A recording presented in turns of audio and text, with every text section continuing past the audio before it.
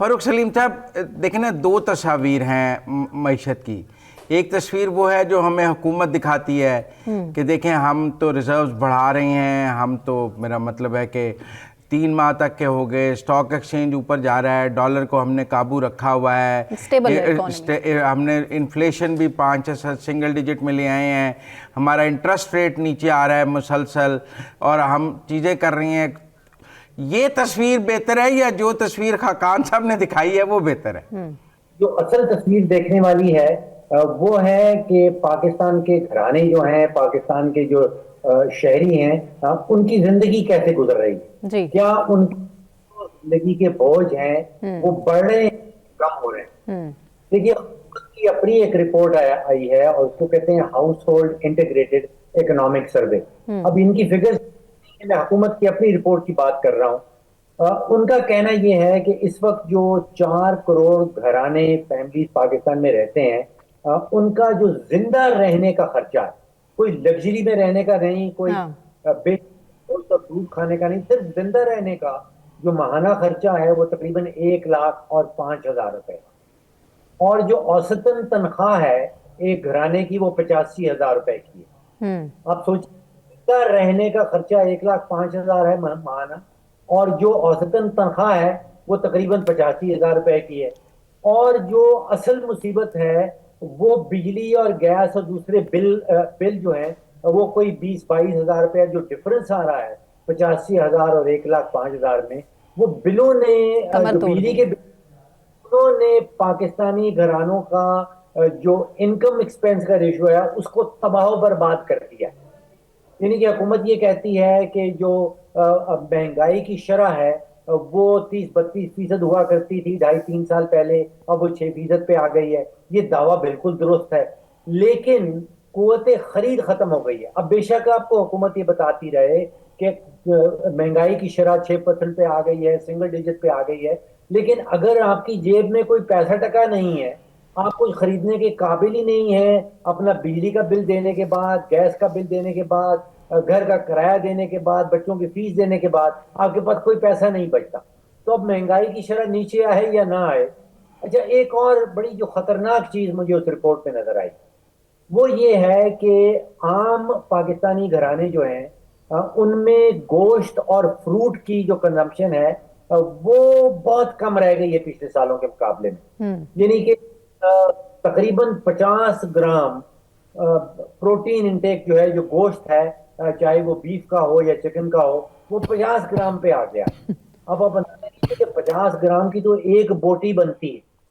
यानी कि एक घराने में बच्चे को एक बोटी महीने की अगर मिल रही है तो उसका प्रोटीन इंटेक का आप हिसाब लगाएं कि क्या रह जाए। और अगर प्रोटीन इंटेक बच्चे में नहीं जाती तो फिर उसका जो दिमागी जो डेवलपमेंट है वो रुक जाती। अभी डॉक्टर साहब बात कर रहे थे कि स्कूलों में बच्चे जाएंगे, बच्चों की कमी है, 2 करोड़ बच्चे स्कूल से बाहर है। खाकान साहब, ये आप दोनों ने तकरीबन एक ही जैसी बात की है। जो बात खाकान साहब ने की है वही बात फरुख सलीम साहब ने भी की है, लेकिन हम देखते हैं गाड़ियां की सेल बढ़ी है, इतनी चाइनीज़ गाड़ियों की सेल बढ़ी है, और चीज़ें भी जो हाई एंड चीज़ें हैं उनकी सेल पाकिस्तान में अप फ्रंट नज़र आती है। वो क्या ट्रेंड कितने है? परसेंट? सो देखिए, जो फास्ट मूविंग इंडिकेटर्स हैं वो स्टेबिलिटी, बिल्कुल मैंने बारहा कहा है कि there is great stabilization that you can see in the economy, इससे कोई दो आरा नहीं हो सकती। उससे जो पॉलिसी रेट था वो 22% था, आज 10.5% है। मुजम्मिल सोहरवर्दी साहब ने ये कहा कि मैं 1 करोड़ की गाड़ी ख़रीदता हूँ, हम टीवी मुझे एक सैलरी देता है, पर मैं 22 लाख रुपया सालाना की किस्त नहीं दे सकता। पर जैसे ही पॉलिसी रेट नीचे आता है और अब मुजम्मिल साहब को 10.5 लाख रुपए की किस्त देनी है, उनकी किस्त आधी से भी नीचे अगर चली गई है तो उन्होंने 1 करोड़ रुपए की कोई भी गाड़ी खरीद ली है। So of course there is some जो फास्ट मूविंग इंडिकेटर्स हैं जितने भी आप देखें इकॉनमी के, वो ये ज़रूर दिखा रहे हैं कि ये जो recovery in the consumption led चीज़ें हैं उसमें है।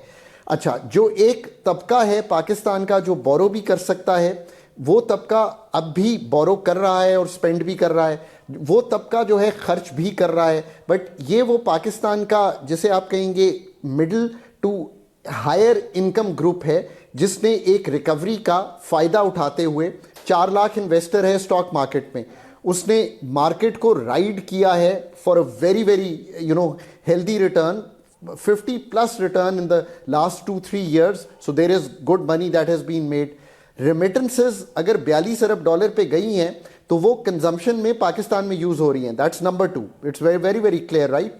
पहले कंजम्पशन का जो ओवरऑल मेरे ख्याल है 8% थी, इस वक्त रेमिटेंसेज 9.5% पे ओवरऑल चली गई हैं. So there is money that is there to be spend. ये स्टेबिलिटी को यूज़ करें. What I am trying to say here is the following. आपको एक्सटर्नल जो इस वक्त टेल विंड्स हैं, 19% का टैरिफ है, जीएसपी प्लस मौजूद है, आपका डिफेंस पैक्ट हो गया है, चाइना पहले भी आप पैसे उनसे मांगते रहे हैं, अब बियॉन्ड द इंफ्रास्ट्रक्चर प्रोजेक्ट्स आप बात कर सकते हैं. ये सारी टेल विंड्स तब आप मोनेटाइज कर सकते हैं जब आप अपने घर को ठीक करें. ये वो वक्त है. और वक्त अब मुजम्मिल साहब ये भी याद रखिए कि आपके आईएमएफ की एंगेजमेंट जो है वो अगले 2 साल में ख़त्म हो जाएगी. आपको अपने पैरों पे खड़ा होना पड़ेगा. आईसीयू का डॉक्टर विड्रॉ कर जाएगा आपसे अगर आप प्रोग्राम से बाहर जाते हैं.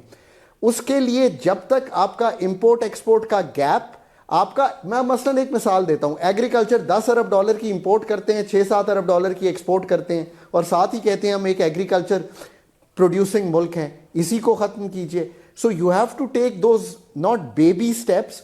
इंक्रीमेंटल रिफॉर्म हमेशा हो रहा होता है. प्रॉब्लम यह है कि पाकिस्तान में इंक्रीमेंटल रिफॉर्म से बात बननी नहीं है. आपको एक जिसे कहते हैं क्वालिटेटिवली ब्रॉड स्पेक्ट्रम में चीज़ों को ठीक करना पड़ेगा. पाकिस्तान में बाहर हम पैसे मांगते फिरते हैं, एफडीआई दे दें. आप एफडीआई मांगे मत, आप पाकिस्तान की एम्बियंस को इतना ठीक कर दें, कंपेटिटिव मार्केट्स नजर आएं, competitive cost of doing business हो, competitive ease of doing business हो, रेगुलेटरी एनवायरनमेंट ठीक हो. ये वो हार्ड वर्क है जो आपको 1.5-2 साल में कंप्लीट करना है. मुझे जो थोड़ा सा खदशा पैदा होना शुरू हो गया है कि अगर ये काम ना कंप्लीट हुआ सारा, या उस हद तक ना हुआ कि हम एक्सपोर्ट इंपोर्ट का गैप संभाल सकें, या हम बैरूनी खसारे को फाइनेंस कर सकें, हम 12 अरब डॉलर की ये जो बारहा हमने पैसे वापस करने होते हैं, इसकी लॉन्ग टर्म अगर हम कोई हैंडलिंग ना कर सकें, फिर ये जो हैवी डोज ऑफ टैक्सेशन है इसने आपकी जो इन्वेस्टमेंट की शरह है उसको मुल्क में कम कर दिया है. क्यों? क्योंकि अगर आप 60% अपनी कमाई का यानी कि देना पड़े आपको स्टेट को, तो आप कैसे इस चीज़ को चला पाएंगे? फिर एनएफसी 2014 के बाद आपने नहीं किया. तो फारूक साहब, गवर्नमेंट तो चाहती है कि इन चैलेंजेस को फारूक साहब ओवरकम अब करे. देखें ना, फारूक साहब अभी उन्होंने कहा कि स्टॉक एक्सचेंज में कुछ 4.5 लाख लोग हैं जो इन्वेस्ट करते हैं. लिहाजा जो स्टॉक एक्सचेंज का हमें पिक्चर नजर आती है, ये 4.5 लाख लोगों की पिक्चर है. दूसरी तरफ हम जब सोलर पे बात करते हैं नेट मीटरिंग ख़त्म करने की, तो भी हमें कहा जाता है 4.5 लाख लोग हैं जो सिर्फ सोलर यूज़ कर रहे हैं नेट मीटरिंग. तो ये 4.5 लोगों ने पूरे 94% को काबू किया हुआ है. तो ये 4.5 लाख लोग पाकिस्तान को चला रहे हैं आपके ख्याल में? देखिए, आपने कारों का जिक्र कर दिया. सेंसस हमें ये बताता है कि 4 करोड़ खानदान इस मुल्क में बसते हैं. अगर 15,000 गाड़ियां इजाफी बिक गई हैं, तो वो जो 3 करोड़ और 95 लाख से ज्यादा खानदान हैं, उनकी जिंदगी कैसे गुजर रही है उस पर भी जरा फोकस कीजिए. देखिए, इस वक्त घराने जो हैं वो बहुत सारे घराने बच्चों को स्कूल से निकाल रहे हैं क्योंकि स्कूल की फीस के पैसे नहीं बचते हैं. जब वो स्कूल से निकाले जाते हैं फिर उनको वो चाइल्ड लेबर बनाया जाता है. जितनी तेजी से चाइल्ड लेबर पाकिस्तान में उसकी तादाद बढ़ रही है, जितनी तादाद में बच्चों को स्कूल से निकाला जा रहा है, और ये सारा कुछ इसलिए किया जा रहा है कि जिंदा रहने का खर्चा जो है वो 1,05,000 रुपए है औसतन, और जो कमाई है वो 85,000 है. तो फिर सेकेंडरी इनकम चाहिए होती है. लोग बच्चों को स्कूल से निकाल रहे हैं और आप मुजम्मिल साहब यहाँ गाड़ियां गिन रहे हैं कि कितनी इजाफी बिक रही हैं. देखिए, हालात एट द घर, जो फैमिली लेवल के ऊपर हालात हैं, जो घराने के लेवल के ऊपर हालात हैं, वो हुकूमत की अपनी रिपोर्ट्स ये बता रही हैं कि गोश्त खाने के पैसे नहीं बचे हैं, कि लोगों की बच्चे जो हैं उनकी मेंटल डेवलपमेंट नहीं हो रही है, उनको स्कूलों से निकाला जा रहा है, व्हिच इज बेसिक थिंग. उनको चाइल्ड लेबर में धकेला जा रहा है ताकि वो इखराजात जो हैं जिंदा रहने के वो पूरे हो सके. लेकिन अच्छा फारूक साहब, खाकान गवर्नमेंट साहब, एक मिनट, खाकान साहब, हमने बहुत सुना था कि रेयर अर्थ मिनरल्स की इन्वेस्टमेंट हो जाएगी, सऊदी इन्वेस्टमेंट आ जाएगी। अब आप भी कह रहे हैं और फारूक साहब भी कह रहे हैं एफडीआई नहीं आई है। ये रेयर अर्थ मिनरल्स की इन्वेस्टमेंट में क्या रुकावट है? So let me try and explain Recodic. Recodic is a good story for Pakistan. इसमें कोई शक की गुंजाइश नहीं है।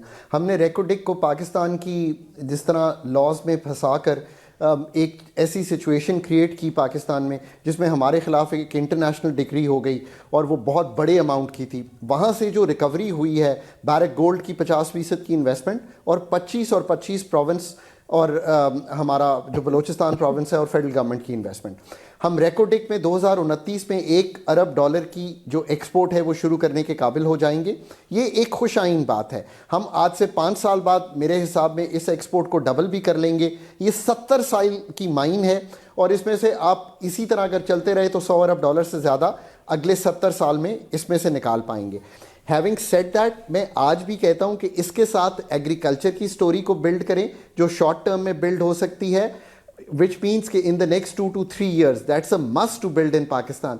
मैंने अभी एक बिजनेस रिकॉर्डर में आर्टिकल लिखा है कि IMF is coming to Pakistan because Muzammil साहब, अब ये सारी बात करके हमें ये भी तो कोई राह देनी है ना कि फिर what do you want the authorities to do in the next 5 to 6 months, beyond that in the next 1 to 2 years। IMF की जो फरवरी मार्च की इंगेजमेंट है मुजम्मिल साहब, वो बहुत इंपॉर्टेंट है पाकिस्तान के लिए। Pakistan must put it's best foot forward. मैंने उसमें एक्सप्लेन करने की कोशिश की है कि टैक्सेशन पे क्या निगोशिएशन रीनिगोशिएट करने की ज़रूरत है। वो किए बगैर आप किसी तरह भी मैन्युफैक्चरिंग को या एग्रीकल्चर को या ITES को उस तरह से नहीं उठा, तो हमें अगले 2 साल में उठाने की ज़रूरत है। दूसरा, उनके साथ एक्सपेंडिचर रिफॉर्म को कैसे आप जिसे कहेंगे एक पूरे फ्रेमवर्क में ला सकते हैं।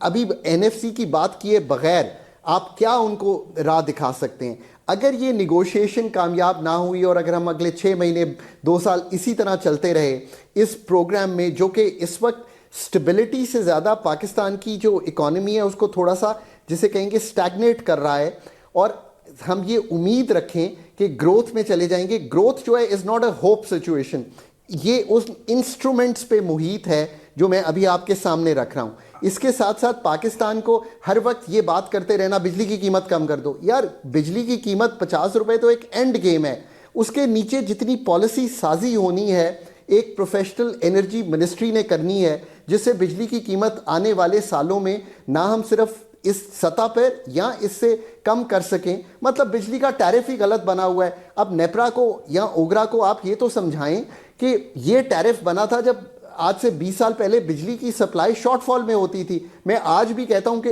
एक टैरिफ होना चाहिए जो कवर करे हमारे सारे कैपिटल एक्सपेंडिचर को। एक टैरिफ होना चाहिए कि मैं उससे ऊपर बिजली खरीद रहा हूं और कंजम्पशन बढ़ा रहा हूं तो मुझे मार्जिनल कॉस्ट पे बिजली बेचे। मुझे समझ ही नहीं आता कि अगर ये बात नहीं हम समझ पा रहे कि बिजली की खपत बढ़ानी है।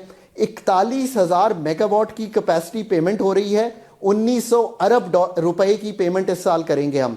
ये आज से 5 साल 7 साल पहले चले जाएं 300-400 अरब रुपया होती थी। अभी जिस वक्त मैं आपसे बात कर रहा हूं, मेरे हिसाब में पाकिस्तान की जो टोटल डिमांड है वो 14-15 हज़ार मेगावाट से ज़्यादा नहीं आ रही होगी। 41,000 मेगावाट की कैपेसिटी लगाए बैठे हैं। What do you need to do to raise this? जो ग्रिड है उसकी ट्रांजिशन जो हो रही है, उसकी डिमांड मैनेजमेंट कैसे होगी, उसकी जिसे कहते हैं कंपेटिटिव मार्केट कैसे बनेगी, उसका स्मार्ट रेगुलेशन कैसे आएगा। That is your energy sector issue. Pakistan में आज भी मेरे गीज़र में गैस आ रही है, उस गीज़र में 18-20% की एफिशिएंसी पे गैस ज़ाया हो रही है। और हमारे जो पावर प्लांट्स हैं जो 50-60% की एफिशिएंसी पे चल रहे हैं, मेरे घर में गैस बंद कर दीजिए। अब ये एक दूसरी पॉलिसी है। What I am trying to say is कि द डीपर पॉलिसी कट्स अगर नहीं लगाएंगे इस इकोनॉमी को, तो जो बैंडेड पॉलिसी कट्स हैं, मैं इवन प्राइवेट सेक्टर को कहता हूं कि वो हर वक्त ये मांगते रहते हैं कीमत कम कर दें। ये ना मांगें। आप ये मांगें कि डिस्कोस को प्राइवेटाइज कर दें। आप ये मांगें कि जो जनरेशन है हमारी उसको मेरिट ऑर्डर पे चलाएं। आप ये मांगें कि एक प्रोफेशनल एनर्जी मिनिस्ट्री बने जो सारे water, power, petroleum and gas पे मुहित हो, ताकि वो ओवरऑल एक एनर्जी मॉलिक्यूल को देखे। आप ये मांगें कि पाकिस्तान का एक एनर्जी रेगुलेटर हो, जिसको मैं हमेशा कहता हूँ AER होता था, ऑस्ट्रेलियन एनर्जी रेगुलेटर, PER हो, और उसके जो प्रोफेशनल्स हैं वो पाकिस्तान में इस वक्त नहीं हैं। डोंट मेक दीज, जिसे कहते हैं ना कि एक तरह से हम पार्किंग लॉट्स बना लेते हैं, इनको आप बहुत हाईली क्वालिफाइड प्रोफेशनल्स आपको बाहर से लाने पड़ेंगे, बिकॉज रेगुलेटरी फ्रेमवर्क्स के लोग पाकिस्तान में हैं ही नहीं। ठीक है, ब्रेक लेते हैं, ब्रेक से वापस आने के बाद यहीं से कंटिन्यू करेंगे, हमारे साथ रहिए।